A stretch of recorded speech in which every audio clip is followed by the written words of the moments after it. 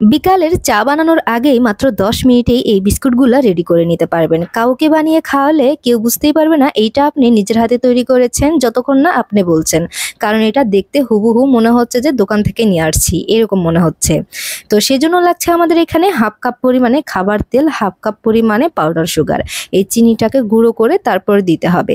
এখন হচ্ছে এটাকে ভালোভাবে করে মিক্স করে নিতে হবে। শুধুমাত্র ঘরে থাকা ২টা-৩টা উপকরণ দিয়ে এইভাবে করে বিস্কুট বানিয়ে সারা মাসের জন্য সংগ্রহ করতে পারবেন।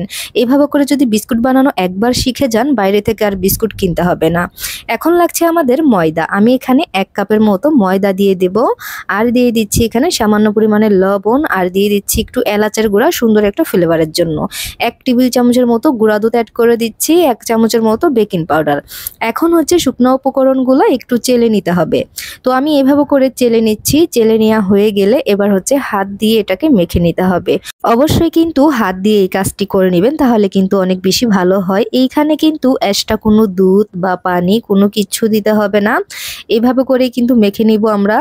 মাখা হয়ে গেলে এক সাইডে এটাকে আমরা রেখে দিব। এখন লাগছে আমাদের একটা প্লেট, যে কোনো একটা স্টিলের প্লেট নিতে হবে এরকম। তো প্লেট নেওয়া হয়ে গেলে এখানে আমি বেকিং পেপার বিছিয়ে দিচ্ছি। দেওয়া হয়ে গেলে উপরে হালকা একটু তেল দিয়েছি যাতে করে বিস্কুটগুলো খুব সহজেই উঠে আসে। এখন হচ্ছে বিস্কুটগুলো আপনাদের পছন্দ অনুযায়ী কিন্তু ডিজাইন করে নিতে পারবেন, যার যেরকম পছন্দ। এবার হচ্ছে আপনাদেরকে আমি একটা বিস্কুটের ডিজাইন দেখিয়ে দেব। তো প্রথমে হচ্ছে পিঠা কাটা যে সাজগুলা থাকে ওগুলা দিয়ে আমি এটা কেটে নিয়েছি। তো এটা হাতে করে নিলে কিন্তু ভালো হয়, কারণ হচ্ছে এই ডোটা কিন্তু অনেকটাই নরম থাকে, সেজন্য হাতে করে নিলে খুবই সুন্দর হয়। তো এইভাবে করে বিস্কুটটা কিন্তু আমি রেডি করে নিলাম। আবার চাইলে কেউ শর্টকাটে এইভাবে করে ডিজাইনটা করে নিতে পারেন। এটা একদমই সহজ, কোনো কিচ্ছু লাগবে না।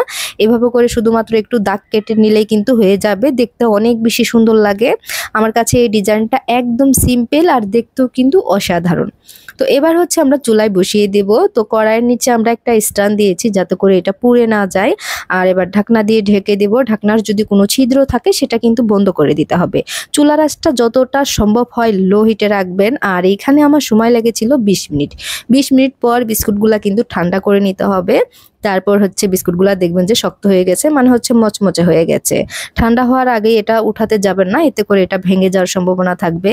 আর আপনারা কোন জায়গা থেকে ভিডিওটি দেখছেন অবশ্যই কমেন্ট করে জানাতে পারেন, যাতে করে আপনাদেরকে ধন্যবাদ দিতে পারি। ইউটিউব থেকে দেখলে আমার চ্যানেলটি সাবস্ক্রাইব করে রাখবেন, যাতে করে সবার আগে আমার ভিডিওটি পেয়ে যান। আর এইভাবে করে যদি বিস্কুটটা না বানান তাহলে বুঝতেই পারবেন না এটা খেতে কতটা পরিমাণের মজার।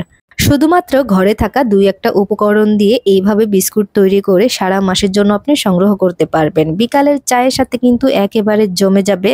তো বানানো তো একদমই সহজ। আশা করি সবার কোনো বুঝতে অসুবিধা হয় নাই। তো সবাই অনেক ভালো থাকবেন। আজকের মতো এখানেই বিদায় নিচ্ছি।